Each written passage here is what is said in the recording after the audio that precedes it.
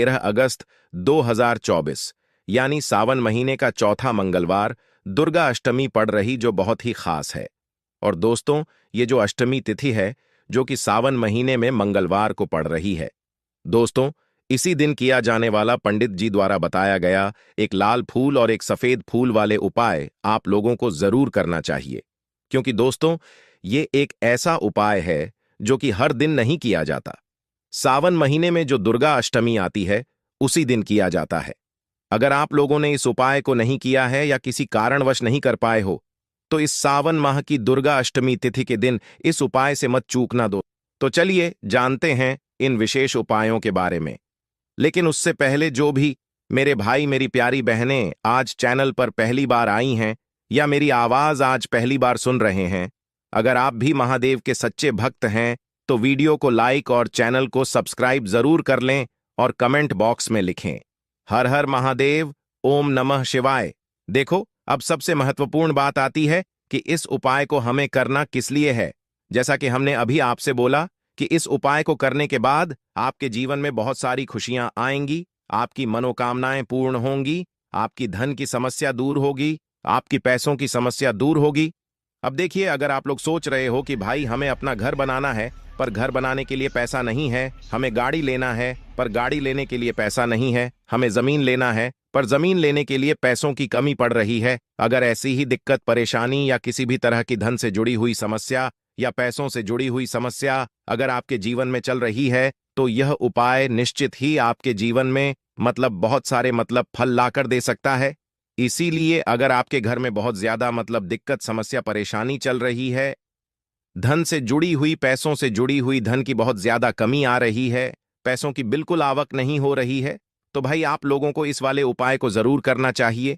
घर में से किसी एक भी बड़े व्यक्ति को अब इस उपाय में करना क्या है, वह सबसे पहले हम लोग जान लेते हैं। उपाय की सामग्री हम लोग सबसे पहले जानते हैं कि इस उपाय में किस किस चीज की आवश्यकता पड़ेगी। तो देखिए, उपाय का नाम तो एक लाल फूल और एक सफेद फूल वाला उपाय है, पर इस उपाय में कुल मिलाकर 4 सामग्री हमें लगने वाली है, जो कि पंडित जी ने खुद सीहोर वाली कथा में बताया है। और जो हम आपको उपाय बताते हैं वह पंडित जी द्वारा बताए गए होते हैं, अलग से हम कुछ भी नहीं बताते हैं। तो यहां पर हम लोग समझते हैं कि इस उपाय की सामग्री क्या है। तो देखो, उपाय की जो सामग्री है वह 4 सामग्री है, जिसमें से सबसे पहली सामग्री है एक बेलपत्र। देखो, बेलपत्र क्या होती है? बेलपत्र जो शिव के शिवलिंग पर चढ़ती है। दूसरी चीज है एक शमी पत्र। शमी पत्र वह जो शिवलिंग पर ही चढ़ता है। तीसरी चीज है दोस्तों एक लाल फूल, जो उपाय का नाम है। तो एक यहां पर आपको लाल फूल लेना है। अब यह लाल फूल कौन सा लेना है? देखो, शिवलिंग के ऊपर जो लाल फूल चढ़ता हो उनमें से कोई भी एक लाल फूल पसंद कर लेना और वह कहीं से तोड़कर या कहीं से खरीद कर लेकर आना और उस लाल फूल को उपाय में प्रयोग कर लेना। उसके बाद में एक सफेद फूल, सफेद थी फूल का विशेष रूप से ध्यान रखना, जो सफेद फूल शिवलिंग पर चढ़ता हो सिर्फ वही सफेद फूल लेकर आना, इसके अलावा कुछ मत लेकर आना। लेकिन केतकी का मत लेना, तो एक एक मात्रा में ही आपको ये चारों सामग्री चाहिए। एक बेलपत्र, एक शमी पत्र, एक लाल फूल और एक सफेद फूल। ये चारों सामग्री आप लोग तैयार करके रख लें। प्रदोष काल में या सुबह के समय जब भी आप इस उपाय को कर रहे हैं, जैसे ही आपके उपाय की सामग्री तैयार हो जाती है, तो क्या हम सीधा उपाय को करने के लिए इन चारों सामग्री को लेकर उपाय करने के लिए जा सकते हैं? नहीं तो यहां पर आपको इस बात का ध्यान रखना है कि हम भगवान शिव जी को प्रसन्न करने के लिए तो जा रहे हैं, हम अपनी मनोकामना को पूर्ण करवाने के लिए तो जा रहे हैं, पर हमें यह दर्शाना बिल्कुल भी नहीं है कि हम सिर्फ अपने फायदे के लिए भगवान शिव जी के मंदिर में आए हैं। इसलिए हम इस उपाय को करने के साथ साथ में भगवान शिव जी की पूजा अर्चना के लिए कुछ सामग्री भी जरूर लेकर जाएंगे। जैसे कि सुबह के समय अगर आप उपाय को कर रहे हो इस एक लाल फूल और एक सफेद फूल वाले उपाय को, तो भाई सुबह के समय आपको एक लोटा जल लेकर जाना है। जो लोग प्रतिदिन शिव जी के मंदिर जाते हैं, पूजा अर्चना करते हैं, जल चढ़ाते हैं, फूल बेलपत्र सब कुछ चढ़ाते हैं, भाई वह अपनी पूजन अर्चना वैसी की वैसी ही करना। बाकी जो सिर्फ उपाय को करने के लिए जा रहा है, जो कुछ भी लेकर नहीं जा रहा है, उसे कम से कम एक लोटा जल अपने घर से जरूर भरकर लेकर जाना। अगर आप उपाय को कर सुबह के समय कर रहे हो तो इस वाले उपाय को आप भगवान शिव जी की पूजा अर्चना करने के बाद ही करना। वहीं अगर बात करें शाम के समय की, अगर कोई व्यक्ति शाम के समय प्रदोष काल में इस वाले उपाय को कर रहा है तो भाई आपको मात्र एक घी का दीपक तैयार करना है। यह बात हम हमेशा बोलते हैं। शाम के समय प्रदोष काल में कोई कर रहे हो ना तो दीपक का विशेष महत्व होता है। इस पवित्र दिन प्रदोष काल में जो भी व्यक्ति दीपक जलाता है ना भगवान शिव जी के मंदिर में भाई, उसके जीवन से सारी दुख और परेशानियां भी दूर होती हैं। तो भाई इस दिन दीपक का विशेष रूप से ध्यान रखना आप लोग। अगर आप इस उपाय को शाम के समय प्रदोष काल में कर रहे हो, है ना, ये जो दीपक आप लोग लोगे, यह आते कालों के जो आता आप घूम दोगे, उसके अंदर कुछ भी मत डालना, मात्र सादा आटा लगाकर उसे तैयार कर लेना और एक मीडियम साइज का दीपक तैयार कर लेना। बुद्धिपटना ज्यादा छोटा हो ना ज्यादा बड़ा हो, है ना। उसके बाद में दीपक आपका तैयार हो जाए तो इसके अंदर जो बत्ती रखोगे वह गोल बत्ती रखोगे।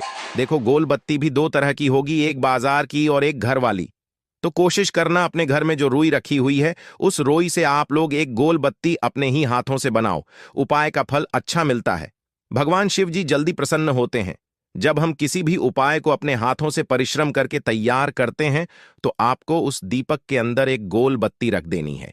इसके अंदर जो चीज आप लोग डालोगे वह डालोगे शुद्ध देसी गाय का घी। इस बात का विशेष रूप से ध्यान रखना, शुद्ध देसी गाय का घी ही डालना है, तेल वगैरह नहीं तो मत डालना, क्योंकि भगवान शिव जी का सबसे प्रिय दिन और प्रिय समय पर हम लोग इस वाले उपाय को कर रहे हैं। तो थोड़ा सा शुद्ध देशी गाय का घी इतना डालना कि वह दीपक कुछ समय तक चल सके। ना बाजार वाला मिलावटी घी डालना, भैंस का घी डालना। शुद्ध देसी गाय का घी आपको ढूंढने में थोड़ी मेहनत लगेगी और महंगा भी मिलेगा, पर गाय के घी से भगवान शिव जी प्रसन्न होते हैं और उसी शुद्ध देशी गाय के घी से घर में बरकत बनी रहती है और हमारे घर में सुख शांति भी बनी रहती है। इसलिए इस शुद्ध देशी गाय का घी को अपने घर में हमेशा रखा करो। वह भगवान शिव जी के कार्यों में भी उपयोग में आता है और उपायों में भी हम लोग प्रयोग कर सकते हैं। तो यहां पर आपकी सारी तैयारियां हो चुकी हैं। उपाय को करते समय शुद्धता का विशेष रूप से ध्यान रखिएगा। सुबह कर रहे हो तो भाई सुबह तो आपको स्नान करना ही करना है। बाकी शाम को कर रहे हो तो शाम को मात्र हाथ मुंह धोकर भी आप लोग इस वाले उपाय को कर सकते हो। कोई दिक्कत वाली बात नहीं है भाई। उपाय की पूरी सामग्री तैयार करके और पूजन सामग्री लेकर आपको भगवान शिव जी के मंदिर पहुंचना है, जो आपके घर के पास में हो, जहां पर शिवलिंग विराजित हो, शिवालय हो, वहां पर आप लोगों को पहुंचना है। और जैसे ही आप भगवान शिव जी के मंदिर में पहुंचते हो, वहां जाकर ही उपाय शुरू नहीं करना है। पहले आपको भगवान शिव जी की पूजा अर्चना करना है। पूजन अर्चना कैसे करोगे? सुबह के समय गए हो तो एक लोटा जल वगैरह जो भी पूजन सामग्री लेकर गए हो, उससे पहले पूजन सामग्री आप लोग पूजन भगवान शिव जी की कर लो। जो व्यक्ति सिर्फ एक लोटा जल लेकर गए हैं वह शिव जी की शिवलिंग पर मात्र एक लोटा जल धारा से धीरे धीरे करके 4 हाल, है ना, अपनी पूजन अर्चना आप लोग जो है पूरी कर लो पहले। उसी के बाद अगर आप शाम के समय कर रहे हो तो पहले जाकर बैठना है भगवान शिव जी के शिवलिंग के पास में। आप जो दीपक तैयार करके लेकर आए हो उस दीपक को पहले जलाना है। यह जो दीपक आप लोग जलाओगे ना, ये किसी और की माचिस से मत जलाना। अपनी ही माचिस अपने ही घर से लेकर आना और इस दीपक को अपने ही माचिस से जलाना।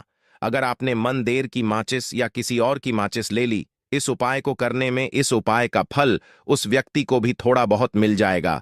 इस बात का ध्यान रखना।